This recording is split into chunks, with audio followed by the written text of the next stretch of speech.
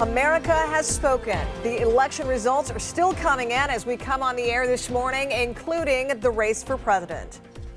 We're going to help our country heal. We have a country that needs help, and it needs help very badly. Well, ABC News has not announced a projected winner in the race for the White House, but former President Donald Trump took to the stage earlier overnight, claiming victory. And we are monitoring the battle for Michigan's U.S. Senate seat. A winner is still not projected.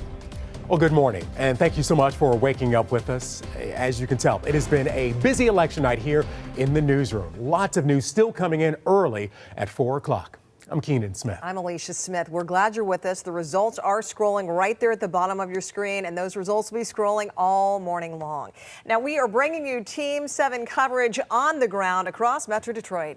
Now, our Kiara Hay is breaking down numbers for us in key counties and races. Ryan Marshall has the latest on the U.S. Senate race, and Brittany Toulis is at Huntington Place as workers continue to process ballots. Let's get right to the race for president. This is where the votes stand here in Michigan.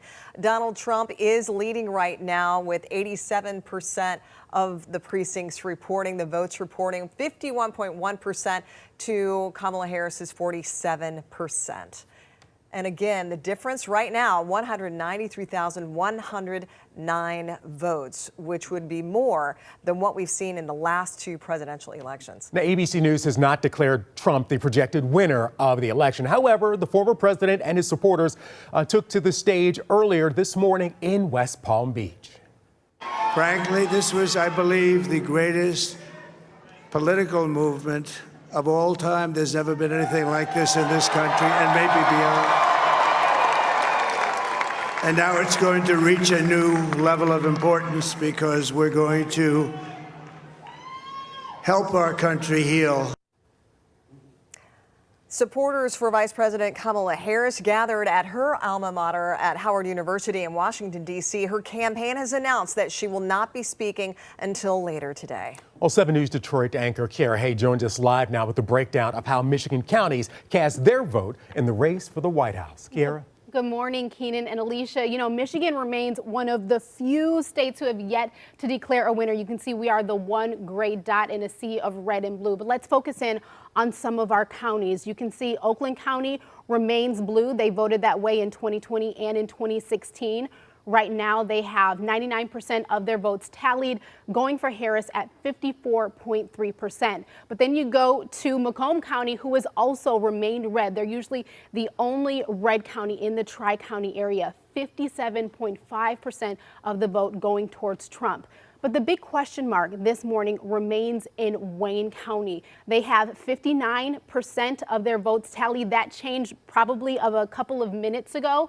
62.4% going towards Harris. But because not all of their votes are tallied yet, we know they're a question mark because Wayne County had that large undecided movement with the Arab American population. So our eyes are still glued to Wayne County. But I want to point out some interesting trends that I've seen.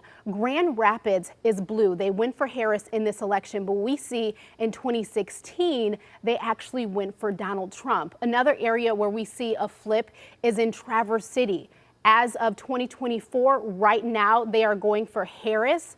But if we look at them in 2020, they went for Biden, but in 2016, they went for Trump. So it's because of those counties that we're considered purple. But, you know, we still have votes coming in, so I'll keep you guys updated as they come through. It is interesting to see, you know, Trump winning some years and not others, but appearing to be leading today. Thank you very much for that update, Kiara. All right.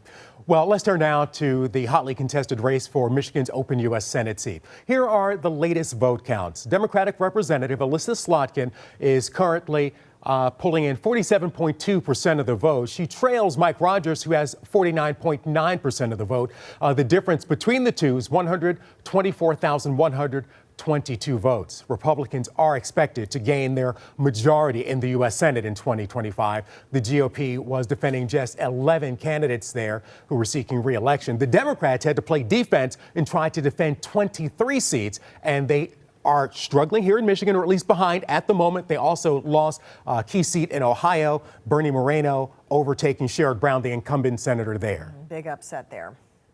Well, the race to replace longtime Senator Debbie Stabenow has been close throughout the night. And 7 News Detroit reporter Ryan Marshall's joining us live in Novi with what both campaigns are saying this morning. Ryan?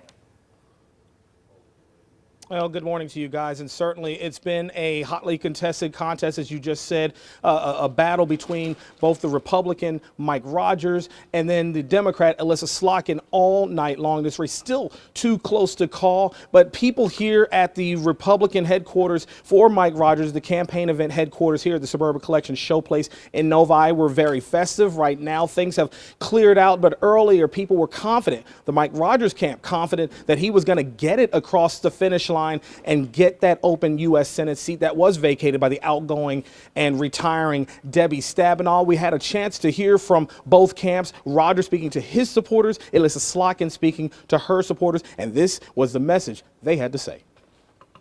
And I do believe this is going to be a nail biter, and as my folks are telling me, we are likely not even to know the results tonight of this race. Now, that's not great news, but here's what's the good news is. That means you have made this race competitive. Yeah.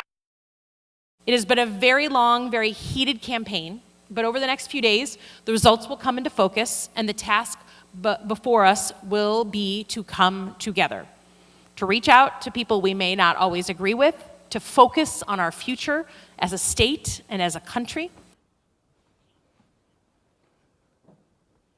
And back here live in Novi, and as Slotkin said, that count could go as long as 2 days. We're still unsure when all of these votes are going to be counted and a winner is going to be declared. But given the night that has happened overnight, many people here are excited that Rogers is going to get over the hump.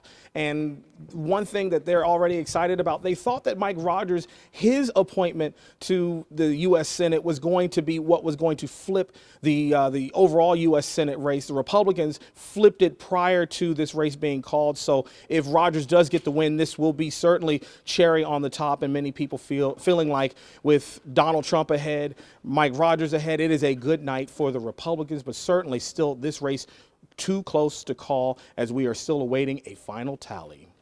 We're live here at the Suburban Collection Showplace in Novi. I'm Ryan Marshall for 7 News Detroit this morning. Yeah, we'll be watching that race very closely because at this point it appears that Donald Trump, who has been ahead nationally, has had significant coattails, bringing along Senate candidates, Republican Senate candidates in a lot of key swing states, including Pennsylvania, Ohio, Nevada, and Wisconsin. And of course, we're waiting to see what happens here in Michigan.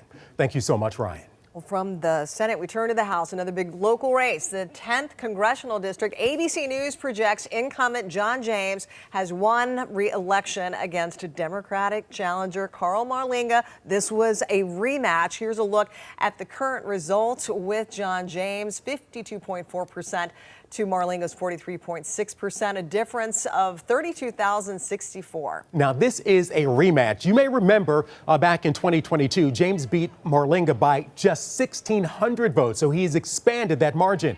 Marlinga held his election night watch party at UAW Region 1 Training Center in Warren. 7 News Detroit has reached out to the James campaign. At the outset, the campaign manager said they did not have election night plans. There was no watch party, but they said that the congressman would make a comment officially after all the results had been tallied.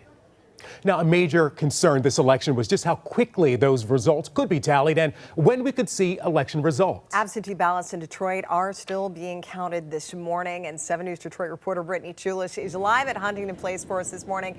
Brittany, any word on how many more ballots are left to be counted?